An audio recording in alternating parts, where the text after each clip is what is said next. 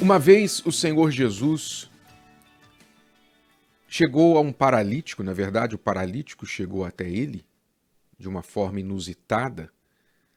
Seus amigos o carregavam, colocaram-no sobre o telhado da casa onde Jesus estava pregando, porque a casa estava muito cheia e eles não podiam passar. Uma pessoa com as duas pernas perfeitas não podia entrar, que dirá alguém numa maca. Então, abriram um buraco no telhado e baixaram o paralítico até onde Jesus estava. E Jesus viu a fé daqueles homens e olhou para o paralítico e disse: Filho, perdoados estão os teus pecados. Ora, o homem não pediu perdão dos pecados. O homem era paralítico, que podia ser visto de imediato era a sua doença, a sua condição física. Mas o Senhor Jesus, sabendo da razão por que ele estava ali, a razão por que ele estava naquela condição, foi direto na raiz do problema. E antes de curá-lo fisicamente, o curou espiritualmente, perdoando os seus pecados. Porque como a doença debilita o corpo, faz uma pessoa incapaz, dependendo da doença, de desempenhar suas funções normais. Há pessoas que pela doença não podem comer, outras não podem dormir, outras não podem andar, outras não podem falar, etc. A doença debilita a pessoa, enfraquece, impede a pessoa. Assim também o pecado causa a doença da alma e também reflete no físico, como era o caso deste paralítico, que antes de ser curado da sua paralisia, precisou ser curado na sua alma. E você tem que tirar uma lição muito importante disso. Por quê? Porque talvez você tenha lutado tanto no mundo físico. Tanto. Você é uma pessoa que trabalha, que se esforça, acorda cedo, dorme tarde, uma pessoa que estuda.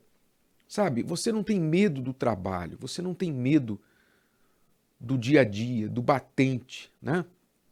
Você vai para cima, você se esforça, trabalha, geme, corre atrás. Mas quando você olha o resultado da sua vida, você não vê o retorno. É como se você estivesse construindo na areia, como se estivesse enxugando gelo. Você não chega a lugar nenhum. E aí você se pergunta, poxa, por que minha vida não vai para frente? Por que só coisa ruim me acontece? É assim que você se sente. Por que as coisas boas não me acontecem e o ruim me acontece? E você então, por estar focando no mundo físico, você não atenta para as causas, a raiz do que está acontecendo no seu mundo físico, que é o mundo espiritual. Você precisa atentar para o seu espiritual. Você não é só corpo. Você é corpo, alma e espírito. Você tem uma alma, você tem um espírito. Infelizmente, a maioria dos seres humanos cuidam do corpo, cuidam daquilo que vem, do que é tocável, mas ignoram o que não vem, que é o espírito. E é ali, na alma, é ali no interior, que está a raiz de todas as outras áreas da vida da pessoa. Por exemplo, há um provérbio que diz: o espírito do homem o sustenta na sua enfermidade. Veja, a gente pode dizer que isso é o contrário do que estava acontecendo com o paralítico. Ele estava acamado, deitado, porque impedido de usar as suas pernas, ele não podia se levantar. Mas a raiz do seu problema estava na sua alma, na sua condição espiritual. Para ele poder se levantar fisicamente, Jesus precisou perdoá-lo dos seus pecados, perdoar a sua alma, arrancar a sua culpa. E aí ele pôde ser curado.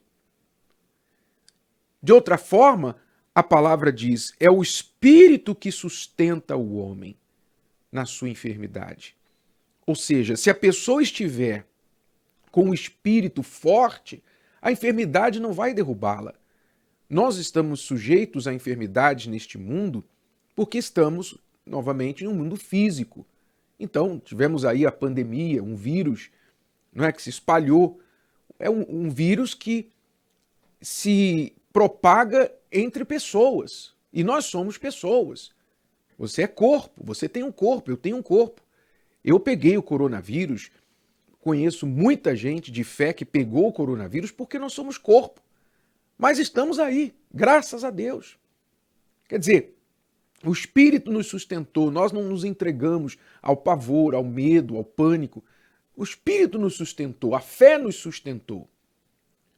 Então, o Espírito é a base de todas as outras áreas da sua vida. E talvez você está padecendo, seja no corpo, seja nas finanças, seja no casamento. Você está padecendo nas outras áreas da sua vida, trabalho, emocional, relacionamento, namoro, família, porque o seu espírito está caído, o seu espírito está doente, você está perdido, paralítico nos seus pecados, enfermo na alma.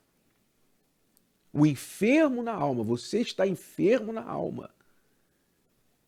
E se você quiser ficar curado nas outras áreas, você tem que ser curado na alma. O paralítico não sabia disso.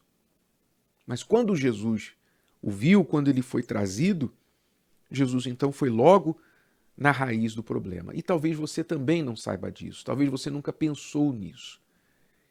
Que você está aí colhendo frutos amargos de uma vida em desobediência a Deus, de uma vida em que você tem vivido como se você fosse dono do seu próprio nariz.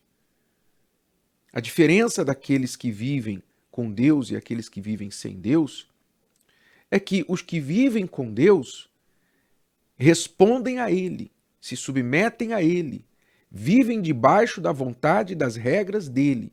Então não são donos do próprio nariz. Eu não sou dono do meu nariz.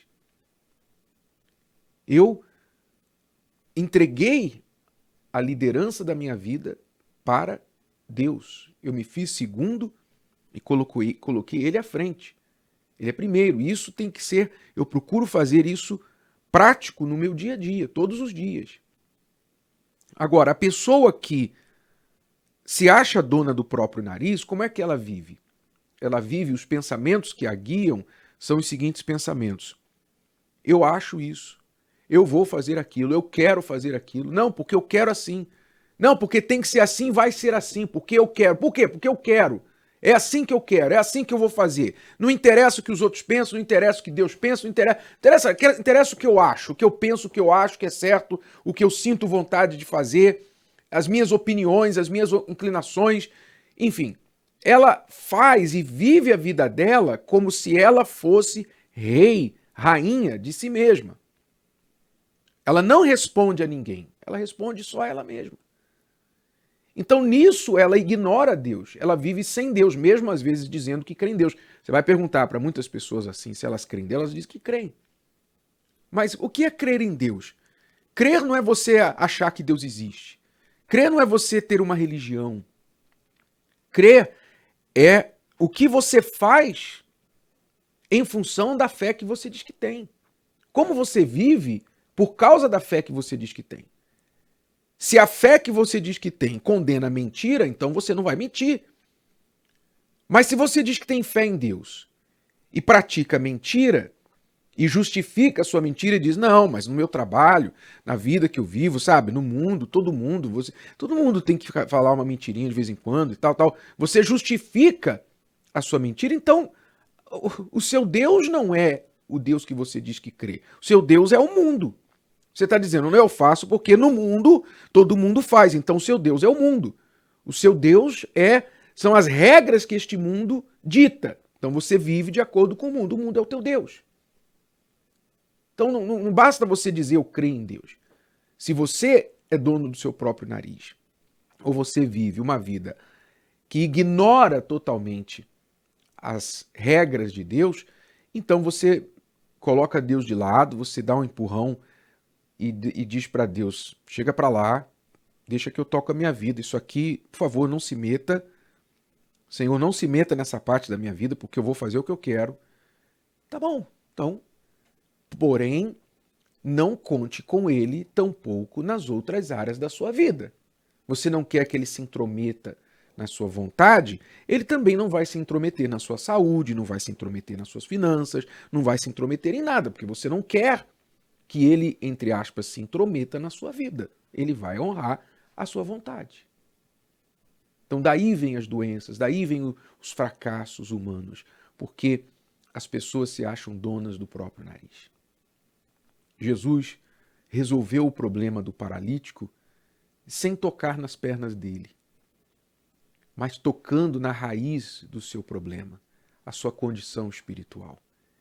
E se você também assim reconhecer que você precisa de cura, livramento dos seus pecados, livramento da sua vontade, e entregar a sua vontade a Deus para viver segundo o que Ele diz, então as paralisias da sua vida também deixarão de existir. Ela, a paralisia, as paralisias da sua vida e todas as outras enfermidades da sua vida, do corpo, da alma e do espírito. Gostou? Que tal ouvir de novo? Ouça quantas vezes precisar, até que este conteúdo faça parte de você. E não se esqueça de dar o seu like, comentar e compartilhar. Até a próxima!